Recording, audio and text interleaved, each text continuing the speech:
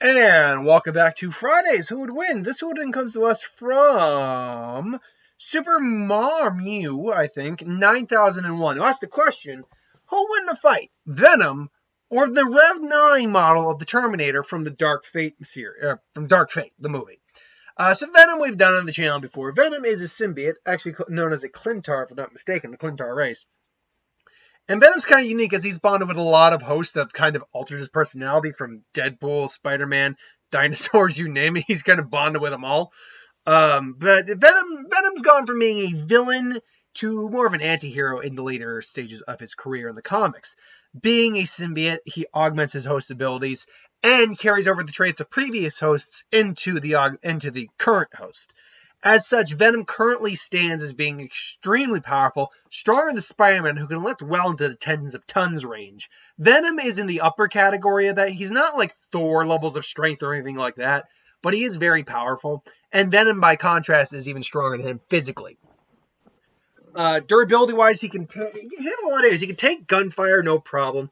He is more resistant, I believe, to fire than Carnage is, and Carnage was more resistant to sound than Venom was. Venom has developed a more higher resistance than most symbiotes to loud noises, but it's still something that is his primary weakness. Can take explosions to the face, though. Tangle with heavy hitters of the Marvel Universe and still, keep getting back up. Has a regenerative healing factor, can shapeshift and metamorphose. Not quite to the same extent that someone like Carnage can. That seems to be something Carnage really loves to do. Including, turning his hands into blades, claws, spikes, you name it. Venom can do that too, although Carnage's ability to do that seems to be on a greater scale. We do know that he can also create wings and fly. He's immune to things like the pen stare because the Venom symbiote acts like a mask, and the pen stare actually doesn't work through masks. That's basically how it worked. It also doesn't work without anyone without a soul or who is basically justified in what they're doing, all that stuff. No, the Venom is also carried through with Spider-Man's spider sense and web abilities. Basically brought that over. He can, in fact, possess people by putting the symbiote inside others. I'm trying to think of anything else I'm forgetting right off the top of my head here. Venom's not dumb. Its intelligence is based to some degree on its host's intelligence, but it too also carries over a certain amount of its own intelligence, to be sure. I know there's something else that Venom can do that I'm blanking on. At the moment, I cannot recall. But Venom is still a very powerful individual, but, subject to being beaten by the right person on multiple occasions. The Rev-9 series of Terminator from Dark Fate. Now, in the Dark Fate universe, we actually don't get the Skynet universe, the Skynet future. We actually get an alternate version of the future, as, basically John was killed, but a new in the universe... They altered the timeline where John ultimately did get killed by another Terminator that came and shot him down. But ultimately, the fate they stopped, the future they stopped, still happened in a different form. And in that future, it's not Skynet. It's I can't remember the name of what I only saw the movie once. Actually, Dark Fate is actually, I think, a pretty solid Terminator movie. Arguably, maybe the best one since the second one. Because Genesis is the first quarter is good, I think. Like the first quarter honestly could have been its own movie. Then once you got them going first back into the past and then back into the future to some degree,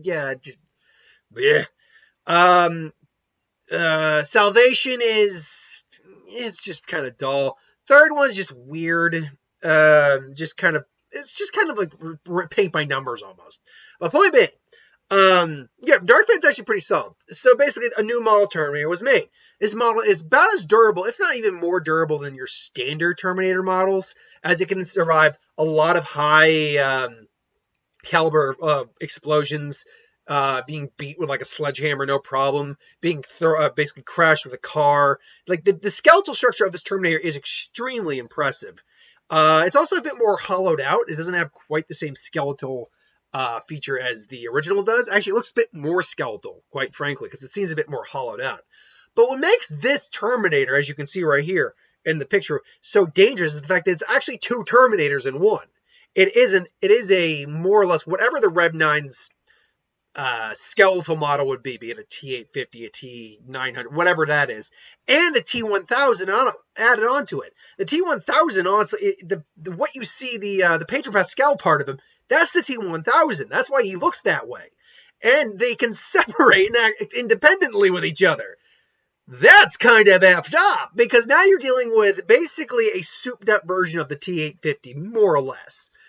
And a T-1000, which is liquid metal, can't be destroyed with conventional means. You need, like, battery acid, molten metal, something to basically break down the actual liquid metal, or, cease its function. And that's not easy to effing do when it comes to a liquid metal organism. Being a liquid metal organism, it can shapeshift into multiple types of weapons. Still can't do complex machinery like guns, like the Terminator. You cannot create complex machinery.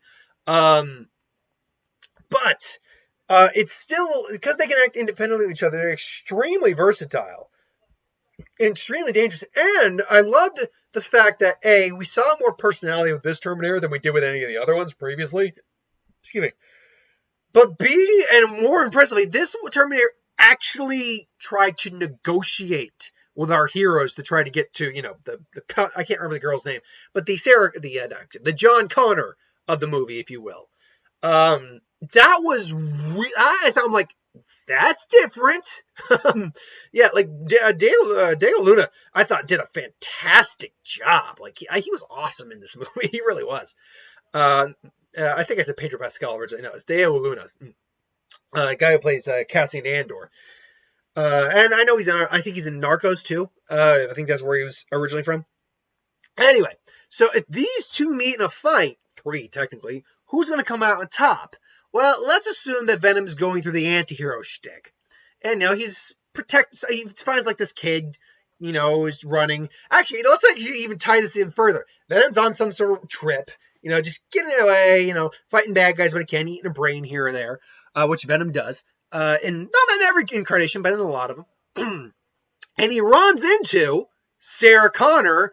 I do not remember the Kyle Reese of the movie, the woman's name. I can't remember her name. Kind of goes to show you how much I didn't care about that kid. I'll be honest, the actress is good. The character, I actually didn't care for the character. I have a review up for Terminator Dark Fate. You can hear my thoughts on that more. But anyway, runs into them as the Rev-9 finally catches up to them. Venom's like, oh, what do we have here? And Rev-9 actually stopped, and he's analyzing Venom because he's got scanners to analyze things in his head. And he's like, what is this? And he says, you're not human. Well, only partly. Where are you folks going this fine evening? He's intimidated, but he's actually trying to be helpful in this case. It's like, what are you? It's like, oh, we're Venom.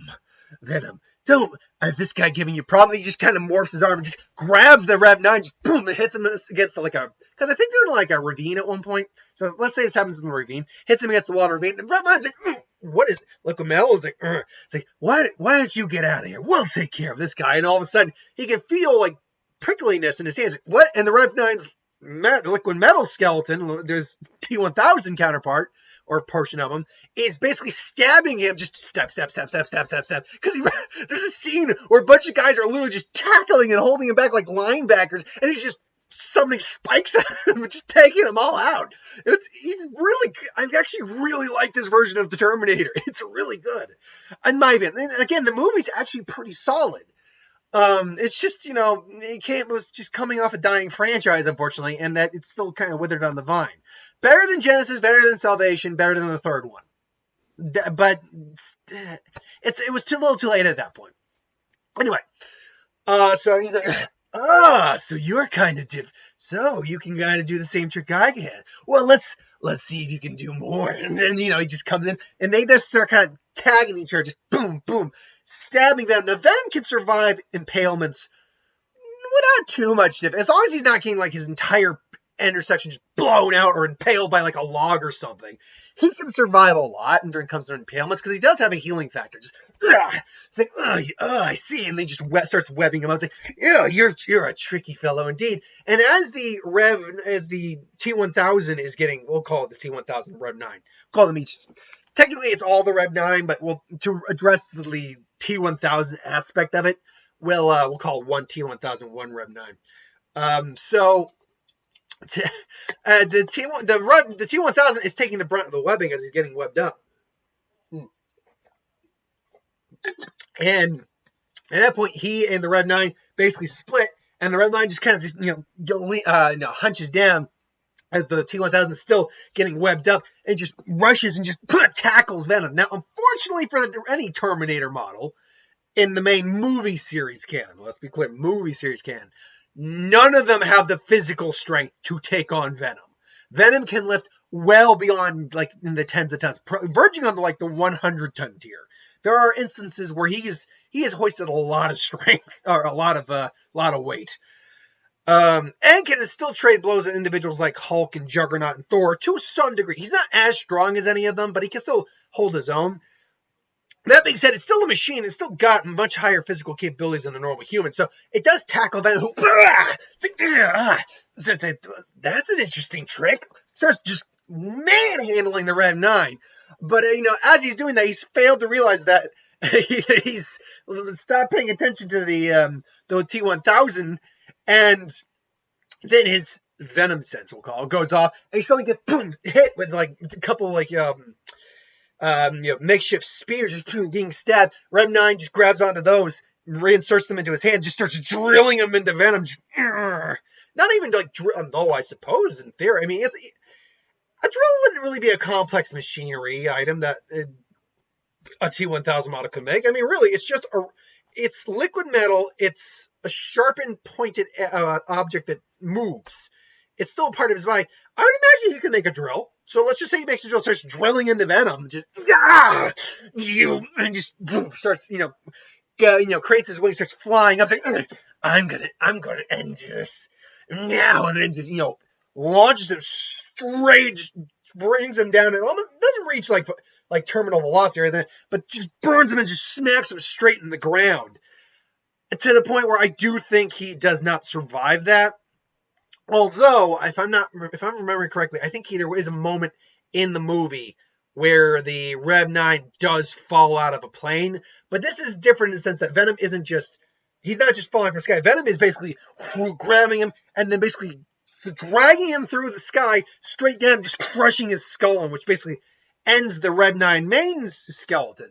I was like, now, where's your liquidy friend? And all of a sudden, the 1000 comes in, just starts stabbing. He's like, and he's liquid, so he's getting messed up, but he's just, you can't win, and says, you can't hurt me. He's like, Mel, what? Why don't we go for? Why don't we do what we did with your buddy and go for a ride? And he tries to take the T-1000 up too, but unfortunately, he's just stabbing me. I was like, you, and he's like, no, you're not.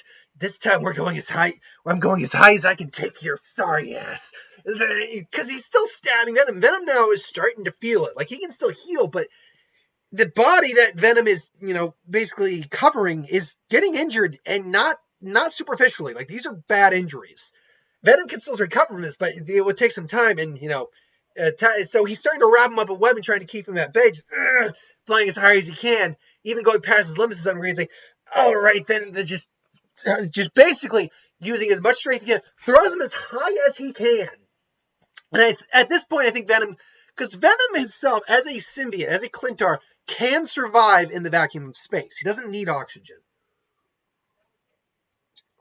That's the symbiote. The symbiote can do it. As Venom, I don't think Venom can survive outside the Earth's atmosphere.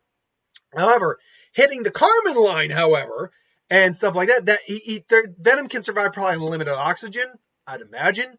So just by hitting near the Kármán line, which is the boundary between Earth's atmosphere, and hoisting and throwing him either just throwing him as far as he can up and then waiting for him to come back down, one of two things happens. One, and I get some water from her. One, he just hoists him out into space. Because Venom's got enough throwing power that if he's at that altitude already and he just throws him up, yeah, he could probably hoist him into space and it's done. Or B, he hoists him so far up that he doesn't hit the atmospheric line and go floating in space, comes back down, and then starts to burn up at terminal velocity. The T-1000 model cannot survive that. The amount of heat would just incinerate the thing. So Venom ultimately would win the fight. Now, why would Venom win the fight, in my opinion? Because it is a 2-on-1 fight, and the T-1000 is not an easy thing to take down. The Rev-9, I think, is the easier model for Venom to take on.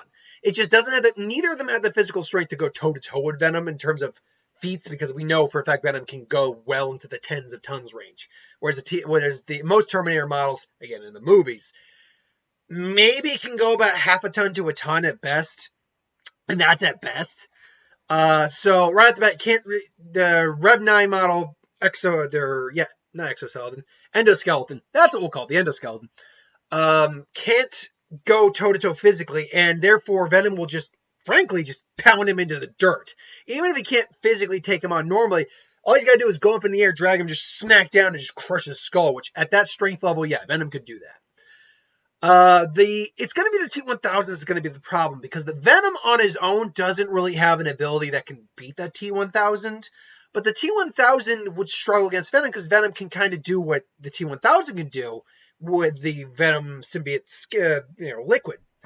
Add on the fact he's got a healing factor, is pretty durable. It would be a drawn-out fight that the T-1000 in theory would win if Venom also wasn't a thinker and could fly.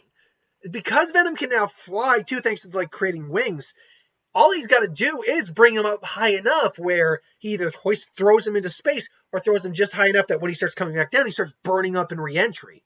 So ultimately, I think Venom would win because he's got more versatility by a hair than the T-1000 does, a part of the Rev-9 does. And he can just easily physically overpower the Rev-9 endoskeleton. So I go Venom in this fight. Who do you got, Rev-9 or Venom? My money's on Venom. I can see an argument. I can see a sound argument, quite frankly, for the Rev-9. I just think that Venom's got a bit more of the edge.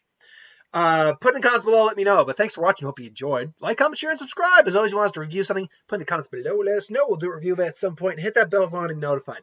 You'll notice I haven't done a Pokemon or Magic video in the last week or two. I was meaning to get to it, and then things got in the way. I'm not going to be doing one this week. I think I'll get back into them next week. Specifically because we also got all the Diamond and Pearl stuff. We got Legend Arceus, Brilliant Diamond, Shining Pearl. So we got a lot of those. So maybe, even though what I'm doing right now is Gen 9 prediction videos, maybe I'll start doing some videos on those. And I enjoy talking Pokemon, and I love talking Magic. So yeah, maybe at some point I'll do videos on those. I'll get to it next week. Right now, I've got other stuff to focus on. But yeah, at some point I'll get to it. Don't worry. Anyway, thanks for watching. I hope you enjoyed. Tomorrow, or actually technically this is today, because I pre-recorded this, WandaVision review. Don't worry, that will be up. Hopefully I'll get it up today. Hopefully I'll get it up today. The finale, man. The finale. Whoo, boy. I got nothing, man. I don't know where this is going to go, and I'm excited for it. That's not true. I don't know where it's going to go. I've got my suspicions where it's going to go. But I don't do pre-games or anything like that, so yeah. We'll talk about it on Friday. We'll talk about it today, later on. Worst case, we'll talk about it on Saturday. Excuse me. Until then, thanks for watching, and I'll see you.